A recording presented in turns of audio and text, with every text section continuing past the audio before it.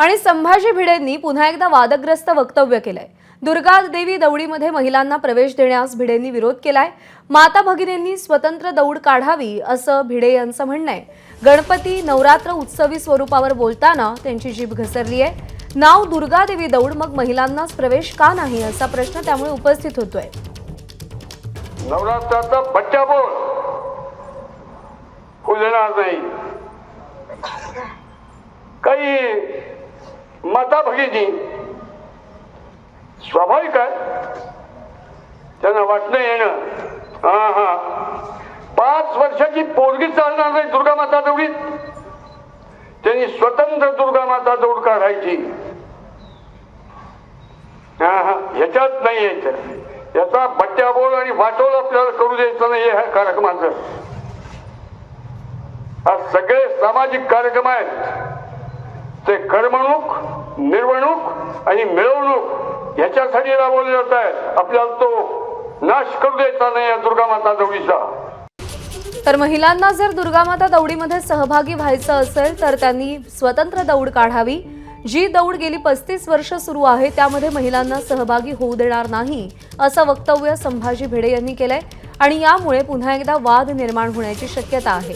गणपती आणि नवरात्र उत्सवाच्या उत्सवी स्वरूपावर बोलतानाही संभाजी भिडे यांची जीभ घसरलेली आहे।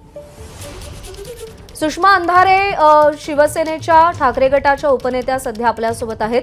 सुषमाताई नमस्कार। दुर्गा माता दौडीमध्ये संभाजी भिडेंनी महिलांना येण्यास मनाई केली आहे, काय प्रतिक्रिया तुमची? मुळात आपण भिडेसारख्या लोकांना गांभीर्याने का घेतो हाच मला पडलेला प्रश्न आहे। जी म्हणजे सातत्याने स्वतःच बौद्धिक किंवा कर्तृत्व या गोष्टींनी ज्यांना लोकांमध्ये छाप पडता येत नाही आणि ज्यांना सतत काहीतरी विसंगत आणि वादग्रस्त वक्तव्य करूनच इतरांचे लक्ष आपल्याकडे वेधून घ्यावं असं वाटतं, अशा लोकांना फार गांभीर्याने घ्यावं असं मला अजिबात वाटत नाही। राहिला प्रश्न नवरात्रीचा, नवरात्री हा शक्तीचा उत्सव आहे। शक्ती म्हणजेच हा स्त्रियांचा उत्सव आहे, त्यामुळे त्यात कुणी यावं कुणी नाही यावं याला सर्टिफाईड करण्यासाठी कुण्या एका भिड्यांची गरज नाहीये। पण सुषमाताई, त्यांनी सणांच्या उत्सवी स्वरूपावर सुद्धा टीका केलेली आहे। हे सगळे सण म्हणजे नवरात्रोत्सव, गणेशोत्सव हे सगळे मिरवणूक आणि फक्त निवडणुकीपुरती वापरले जात आहेत असाही त्यांचा आरोप आहे। नाही, पण कोण भिडे? भिडे कोण? भिडेचं अस्तित्व काय? आणि भिडेच्या म्हणण्याचं एवढं गांभीर्य का बरं मी बाळगावं?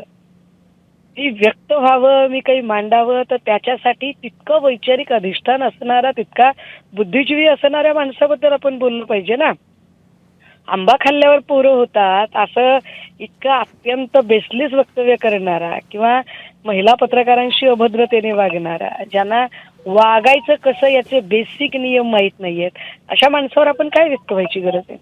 ठीक आहे सुषमाताई, आभार आपले, आपण प्रतिक्रिया दिलीत एबीपी माझाला त्याबद्दल। एबीपी माझा, उघडा डोळे बघा नीट।